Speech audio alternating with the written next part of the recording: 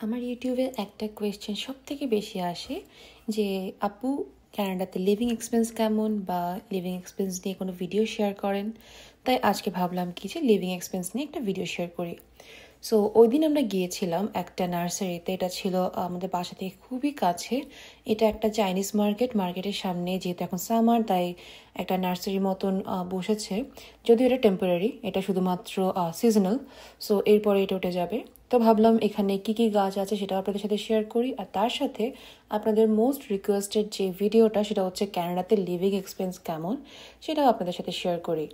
আর অনেকে জিজ্ঞেস করেন যে ক্যানাডাতে এখন লিভিং এক্সপেন্স অনেক বেশি, শুনছি, এটা কি সত্যি? হ্যাঁ, এটা আসলেই সত্যি। যে আগে যখন আমি শুনতাম, এখন অনেকের সাথে তো কথা বলা হয়, তো আগে যে বাসাটার প্রাইস ছিল ধরেন $1500 থেকে $2000, সেই হাউসগুলোরই এখন প্রাইস হয়ে যায়, রেন্ট হয়ে যায় 3000 থেকে 3200 বা এর থেকেও বেশি। সো ক্যানাডাতে এক্সপেন্সের একটা ভাইটাল অংশ চলে যায় রেন্টে। যখন আমরা আমাদের মতন যারা বা আপনাদের মতন আমরা যারা নতুন এসেছি, তারা অবশ্যই আমরা এখানে প্রথমে রেন্টেই বাসা নেই। সো রেন্ট আপনি হাউসও নিতে পারেন, আপনি অ্যাপার্টমেন্টও নিতে পারেন। তবে হ্যাঁ, হাউস বা অ্যাপার্টমেন্ট রেন্ট নেওয়ার সময় অবশ্যই আপনাকে প্রপার কিছু ডকুমেন্ট শো করতে হবে। সো বেসিক্যালি এখানে যদি আপনি একটা 1 বেডরুম অ্যাপার্টমেন্ট ভাড়া নিতে চান, রেন্টে নিতে চান, তাহলে লোকেশনের উপর ডিপেন্ড করে আপনাকে 1700 থেকে 2200 বা $2300 পর্যন্ত পে করতে হতে পারে। দ্যাট মিন্স আপনাকে 1700 to 2300 আপ টু পে করতে হতে পারে 1 বেডরুমের অ্যাপার্টমেন্ট। আর যদি আপনি একটু মিডল সাইজের বা একটু 2 বেডরুমের অ্যাপার্টমেন্ট নিতে চান, তাহলে আপনাকে এর থেকে আরও বেশি, লাইক 2500 to 2600 এরকমও পড়ে যেতে পারে। তবে হ্যাঁ, লোকেশনের উপর ডিপেন্ড করে। আর আপনি যদি একটা হাউস ভাড়া নিতে চান, হাউস রেন্ট নিতে চান, তাহলে হাউসেরও কিন্তু 2 রকমের রেন্ট হয়। একটা হচ্ছে আপার ইউনিট, একটা হচ্ছে বেসমেন্ট। সো অনেকে কিন্তু বেসমেন্টটা ভাড়া দিয়ে থাকেন, আবার অনেকে আপার ইউনিটও ভাড়া দিয়ে থাকেন। আবার অনেক হাউসের শুধুমাত্র একসাথেই বেসমেন্ট আপার ইউনিটও ভাড়া দেওয়া হয়ে থাকে এখানে। সো এই রেন্টগুলো ডিপেন্ড করে আপনি কেমন হাউস নিচ্ছেন, বা 2 বেডরুমের কিনা বা 3 বেডরুমের কিনা, বা হাউসে আপার ইউনিট বা বেসমেন্ট কিনা। সো অ্যাপ্রক্সিমেটলি আপনারা যদি একটা ফ্যামিলির জন্য বাসা নিতে চান, হাউস নিতে চান, তাহলে আপনাকে মিনিমাম 2500 প্লাস বাজেট করে রাখতে হবে। সো এই গেল হাউসের ব্যাপারটা। আর হাউস বা অ্যাপার্টমেন্ট যেটাই ভাড়া নেন না কেন, এরকম একটা অ্যামাউন্ট আপনাকে মাথায় রাখতেই হবে। তবে হ্যাঁ, আপনি যদি লোকেশনের উপর ডিপেন্ড করে একটু অড এরিয়াতে যান বা একটু দূরের সাইডে যান, লাইক টিটিসি থেকে বা বাস স্টপ বা স্কুল, গ্রোসারিজ এগুলো থেকে একটু দূরের দিকে যান, তাহলে হয়তো ভাড়াটা একটু কম বেশি হতে পারে। আর এরপরে যেটা আসে সেটা হচ্ছে ফুড কস্ট বা গ্রসারি। সো এখানে গ্রসারির জন্য আমি বলবো অ্যাজ আ ফ্যামিলি আপনার 1000 বাজেট করে রাখাটাই বেটার। সো 1000 বাজেট করলে 3জন একটা ফ্যামিলি ইজিলি কিন্তু আপনারা সার্ভাইভ করতে পারবেন। তবে হ্যাঁ, অবশ্যই এটা ডিপেন্ড করছে আপনার ডায়েট প্ল্যানের উপর বা আপনার ফুড হ্যাবিটের উপর। আর ফুড হ্যাবিটের উপর ডিপেন্ড করে এটা কম বা বেশিও কিন্তু হতে পারে। আর এছাড়া যদি আপনি বাইরে কখনো আউটিংয়ে যান বা বাইরে কখনো যদি ডিনার করতে যান বা লাঞ্চ করতে যান, তাহলে অবশ্যই এই প্রাইসটা তো অ্যাড হয়েই থাকবে। আর এরপরে আসে ট্রান্সপোর্টেশন। সো এখানে আসলে 2 রকমের ট্রান্সপোর্টেশন হয়ে থাকে। যেমন অনেকে কিন্তু পাবলিক ট্রান্সপোর্ট ইউজ করে, আবার অনেকে আছে নিজেরাই কার কিনে থাকে। সো এই কারের জন্য মান্থলি একটা ইএমআই পে করতে হয়, কার লোন পে করতে হয়, তার সাথে কারের মেনটেনেন্স, দেন ইন্স্যুরেন্স, গ্যাস, সব কিছুই পে করতে হয়। সো ইন্স্যুরেন্সও ডিপেন্ড করে আপনি কোন প্রভিন্সে, কোন সিটিতে আছেন।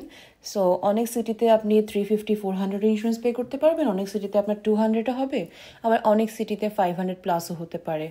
সো আপনি কোন সিটিতে আছেন সেটার উপর ডিপেন্ড করবে।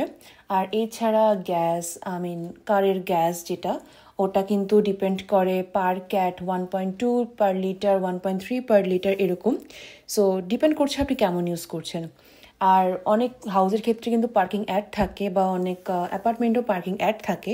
বাট যদি পার্কিং অ্যাড না থাকে তাহলে এক্সট্রা করে আপনাকে পার্কিংটাও নিতে হবে, যেটার প্রাইস পড়তে পারে 50 ক্যাট থেকে ডিপেন্ড করে 100 ক্যাট পর্যন্ত, ক্যানাডিয়ান ডলার পর্যন্ত। আর এছাড়া যদি আপনি পাবলিক ট্রান্সপোর্ট ইউজ করেন, তাহলে আপনি একটা কার্ড করে নিতে পারেন, যেটার অ্যাপ্রক্সিমেটলি 60 to 160 এরকম ডিপেন্ড করে সিটির উপরে। যেমন আপনি যদি টরন্টোতে হন তাহলে একরকম আপনার প্রাইস আসবে, আপনি যদি উইন্ডসরে হন অন্যরকম প্রাইস, বা আপনি যদি আদার প্রভিন্সে হয়ে থাকেন যেমন ভ্যানকিউভার বা আদার কোনো প্রভিন্সে তাহলে অন্যরকম প্রাইস, এই মান্থলি পাসের একটা অন্যরকম কস্ট পড়ে। এই হলো ব্যাপার। আর আরেকটা ব্যাপার আমি অ্যাড করতে ভুলে গিয়েছিলাম, সেটা হচ্ছে আপনারা যখন হাউস বা অ্যাপার্টমেন্ট নেবেন সেক্ষেত্রে আপনার ইউটিলিটিসটা কিন্তু ডিপেন্ড করবে। হাউসের ক্ষেত্রে ম্যাক্সিমাম টাইমে কিন্তু ইলেকট্রিসিটি, হিটিং, ওয়াটার এগুলোর জন্য কিন্তু এক্সট্রা পে করতে হতে পারে 3টা বিল, যেটার জন্য আপনি ধরেন একটা ফ্যামিলির জন্য মান্থলি 250 আপনি বাজেট ধরে রাখতে পারেন।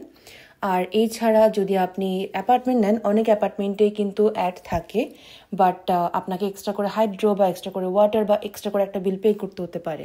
সেটা ডিপেন্ড করছে আপনি কোন এরিয়াতে বাসা নিচ্ছেন বা আপনার ম্যানেজমেন্টের উপরে। আর এই গেল ট্রান্সপোর্টেশন, গ্রসারিজ, হাউসের ব্যাপার। আর এছাড়া আপনার যদি এখানে আপনার ছোট একটা বেবি থাকে তাহলে অবশ্যই আপনাকে ডে কেয়ার দিতে হবে, বা এরকম একটা খরচ আপনার চাইল্ড কেয়ারের জন্য হতে পারে। আর এছাড়া আপনাকে একটা বাজেট রেখে দিতে হবে, যেটা কিনা আপনার জন্য ধরেন আপনি কোথাও ঘুরতে যাচ্ছেন তাহলে মান্থলি 1-2 বার তো ঘুরতে যাওয়াই হয়। সো সেই ক্ষেত্রে একটা বাজেট কিন্তু আপনাকে ধরে রাখতেই হবে। সো ইন জেনারেল আমি বলবো এখানে এই খরচগুলোই মেনলি, এই কস্টগুলোই মেইন কস্ট। এছাড়া যদি আপনার আদার্স লাইক গ্রসারির পাশাপাশি বা আদার্স কোনো কিছুটা আমি বললাম যে একটা আপনি বাইরে খেতে যাবেন বা ডিনার করতে যাবেন, সেগুলো এক্সট্রা কস্ট। আর অবশ্যই আপনার নিজের জন্য তো একটা অ্যামাউন্ট রাখতে হবে, যেটা যদি আপনি শপিং করবেন বা আপনার নিজের একটা রিফ্রেশমেন্টের ব্যাপার থাকে বা আউটিংয়ের ব্যাপার থাকে, ঘুরতে যাওয়ার ব্যাপার থাকে। সো সব মিলিয়ে আসলে এখানে কস্ট। বাট ভাইটাল যে 4টা কস্ট সেটা হচ্ছে house, then grocery, then transportation and mobile bill. So এই 4টা কস্ট হচ্ছে মেইন কস্ট। এছাড়া আদার্সগুলো আপনি চাইলে কম বেশি করতে পারবেন, বাট এই 4টা কস্ট আসলে কম বেশি করার কোনো সুযোগ নেই। আর এখন কানাডাতে সব কিছুর প্রাইসই মোটামুটি ঊর্ধ্বগতিতে বা ইনক্রিজের। সো এই প্রাইজের মধ্যেও আপনাকে সারভাইভ করতে হলে অবশ্যই ভেবে চিন্তেই খরচ করতে হবে, যেটা আমি বলবো। সো এই তো এটাই ছিল আমার আজকের ভিডিওর একটা পুরো কাহিনী। আর এছাড়া এখানে আমি শেয়ার করেছি, এই ভিডিওতে আপনারা দেখেছেন যে সামারে কি সুন্দর গাছ চারা এখানে হয়, প্ল্যান্ট। সো আমরা এখান থেকে বেশ কয়েকটা নিয়েছিলাম, তারপরে আমরা চলে যাই বাসার দিকে। আপনারা সবাই আমাকে বারবার বলেছিলেন যে কানাডাতে লিভিং এক্সপেন্স নিয়ে একটা ভিডিও করতে, তাই ভাবলাম এই ভিডিওটা আপনাদের জন্য করে ফেলি। তাই এই ভিডিওটা কেমন লেগেছে অবশ্যই আমাকে জানাবেন। আর হ্যাঁ, যদি আমার ভিডিওতে আপনারা কোনো ইনফরমেশন পেয়ে থাকেন বা ভালো লেগে থাকে অবশ্যই আমার চ্যানেলটা সাবস্ক্রাইব করবেন, ভিডিওটা লাইক করবেন, কমেন্ট করবেন, আর আমাকে কিন্তু জানাবেন কেমন লেগেছে ভিডিওটা। আর আমি আবার একটা কথা বলছি, যেটা হচ্ছে এই কস্টটা কিন্তু province to province, city to city different হয়ে থাকে। যেমন আপনি অনেক সিটিতে কিন্তু $2,100 দিয়ে বা $2,000 দিয়েও 3 বেডের একটা খুব সুন্দর হাউস পেয়ে যাবেন। বাট যদি আপনি মেইন সিটিতে থাকতে চান যেমন টরন্টো, ভ্যানকিউভার, এই ধরনের সিটিগুলো যদি থাকতে চান তাহলে অবশ্যই কস্ট একটু বেশি পড়বে। আর এইসব সিটিতে কিন্তু কার ইন্স্যুরেন্সটাও একটু বেশি হয় রিমোট সিটিগুলোর থেকে। সো এই কস্টটা ডিপেন্ড করছে অবশ্যই আপনি কোন সিটিতে আছেন তার উপর। গ্রসারি কস্টটা ডিপেন্ড করছে আপনি কেমন ফুড হ্যাবিটে অভ্যস্ত বা আপনি কেমন গ্রসারি করেন তার উপরে। সো এই কস্টটা কিন্তু ম্যান টু ম্যান ভ্যারি করে, তাই এটাই অ্যাপ্রোপ্রিয়েট কস্ট, এটা ধরে নেওয়ার কোনো রিজন নাই। তো এই তো এটাই ছিল আমার আজকের ভিডিও। আশা করছি আপনাদের ভালো লেগেছে। যদি ভালো লাগে অবশ্যই কমেন্ট করে জানাবেন, আর ভিডিওতেও একটা লাইক করতে পারেন। চ্যানেলটা সাবস্ক্রাইব করতে কিন্তু একদমই ভুলবেন না। দেখা হবে নেক্সট ভিডিওতে খুব তাড়াতাড়ি। সবাই অনেক ভালো থাকবেন। টাটা।